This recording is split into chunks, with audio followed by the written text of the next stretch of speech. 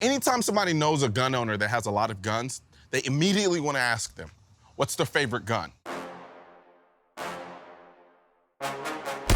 Don't do this. It's like asking a parent who has 5 kids, which kid is their favorite.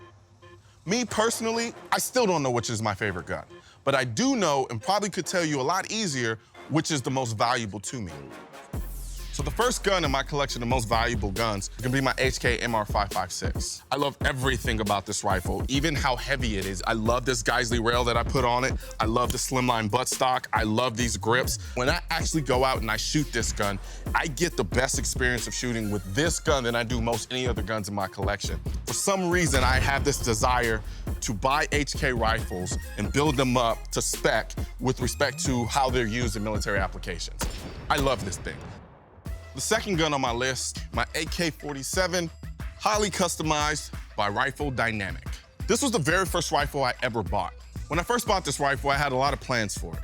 I knew exactly what I wanted it to look like. It took some time to get it to the point where you see where it is now. Above and beyond it just being my first rifle, but it is an AK-47, and there's something just incredibly organic about an AK-47 that you quite don't get with an AR-15. The AK-47 just had these quirks and this kind of beautiful flaws that make the gun what it is today. Not very many people buy AK-47s, but the people that do know exactly why they buy them. The third gun in my list of most valuable guns in my gun collection is going to be my Wilson Combat Beretta 92 Brigadier. I grew up watching Die Hard. I remember seeing this gun in the Die Hard movies.